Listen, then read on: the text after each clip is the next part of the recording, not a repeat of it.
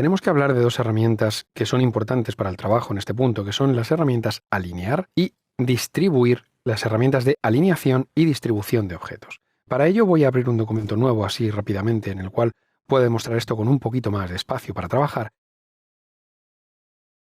Y, por ejemplo, vamos a hacernos una serie de círculos, o incluso para que se vea mejor, dados los bordes de los objetos, voy a hacerme una serie de rectángulos o incluso en algunos casos podrán ser cuadrados.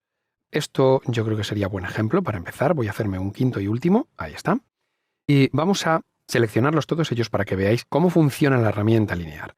La herramienta linear dispone de una serie de opciones que siempre están ocultas aquí dentro del botón de opciones de la propia paleta linear y que se muestran simplemente diciéndole mostrar o ocultar opciones desde el botón de opciones de la paleta o haciendo un doble clic en la propia paleta linear, dado que, como veis, la paleta se va compactando, se va abriendo o cerrando en función de los contenidos que tenga. Este botoncito que tenemos aquí al lado con las dos flechitas sirve exactamente para lo mismo, salvo que en vez de hacer un doble clic, pues con un clic simple estamos haciendo la misma función. ¿En qué consiste esto de alinear o distribuir? Alinear es muy sencillo. Una vez que yo tengo una selección de objetos y le pido una alineación concreta, por ejemplo a la izquierda, él sitúa todos los laterales izquierdos de todos los objetos al lado izquierdo del objeto que está más a la izquierda. En este caso sería este lateral que os marco aquí. Por eso si yo le digo alinear a la izquierda, estaríamos efectivamente alineando a la izquierda todos los objetos hacia el lado izquierdo del objeto que está más a la izquierda. Lo mismo pasaría si yo le digo hacia la derecha. En este caso el lateral más hacia la derecha es este, y a ese lateral quedarían alineados todos los objetos si yo le digo alineación derecha. Si yo le dijera alineación centrada pasaría exactamente lo mismo, salvo que hallando una media de todos los centros de los objetos. Es decir, esa media estaría contemplada desde este punto de aquí hasta este otro punto de aquí, que es el que parece ser que está más a la derecha de todos. De la misma forma estaríamos trabajando con las alineaciones superiores, los centros verticales, dado que estos eran los centros horizontales, o las alineaciones inferiores. Hasta aquí esto es sencillo. Esto simplemente es una alineación sin más, pero después tenemos una distribución de objetos. Las distribuciones de objetos son quizá un poco menos sencillas de entender.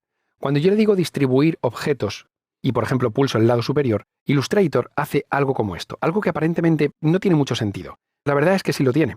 Lo que acabo de decirle a Illustrator es que distribuya de forma equidistante todos los lados superiores de todos los objetos.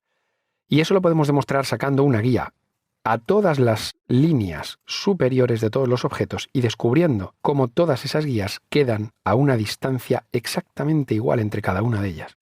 Si os fijáis, todas las guías están exactamente a la misma distancia. De hecho, yo puedo coger y dibujar un nuevo rectángulo encajándolo entre dos guías y pasarlo entre las propias guías y darme cuenta cómo entre todas tengo exactamente el mismo ancho.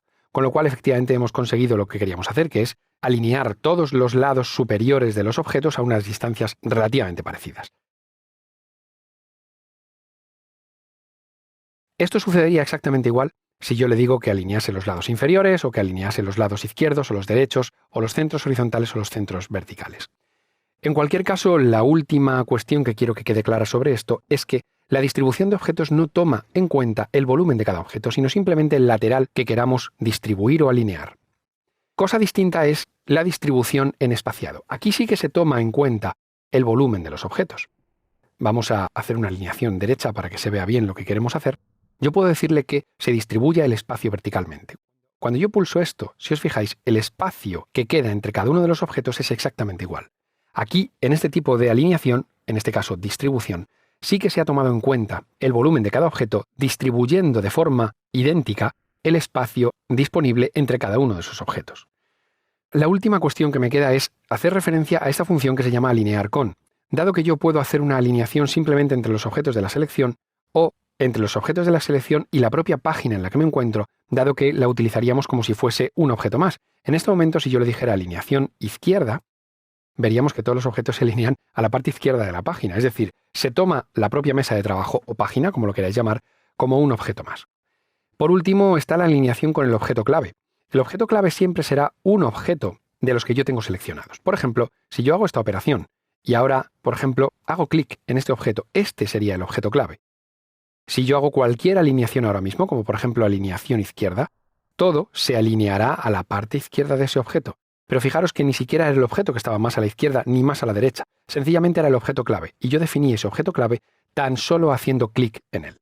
Esta cuestión es importante, dado que serán muchas las ocasiones en las que tengamos que hacer alineaciones de objetos Y por supuesto, es muy importante saber con qué herramienta tenemos que hacerlo y de qué opciones disponemos. Para terminar este ejercicio, sí me gustaría hacer un par de cosas en lo referente a las piezas que tenemos en este dado, puesto que tenemos que terminar esta figura.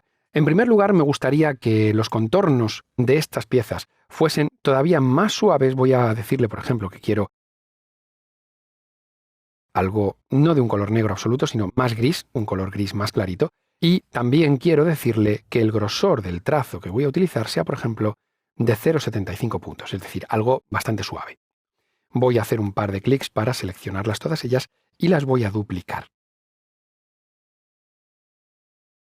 El motivo de duplicarlas es volver a rehacer los degradados dentro del relleno de esas figuras para ponerlos en modo multiplicar y colocarlo encima de nuestras piezas. El único degradado que voy a dejar diferente va a ser este de aquí arriba.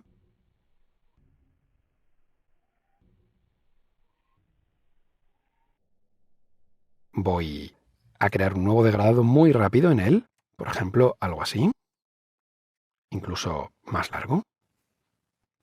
Y a estas piezas, a todas ellas, les voy a quitar la línea de contorno, dado que ya está aplicada esa línea de contorno dentro de las propias piezas coloreadas del dado. Para terminar, en la transparencia vamos a bajar esta opacidad posiblemente hasta un 35 o un 40%. También variaremos esta medida en función a la cantidad de negro que hayamos utilizado y no se nos olvide, por favor, agrupar toda esta pieza para poder colocarla y trabajar con ella de una forma muchísimo más cómoda.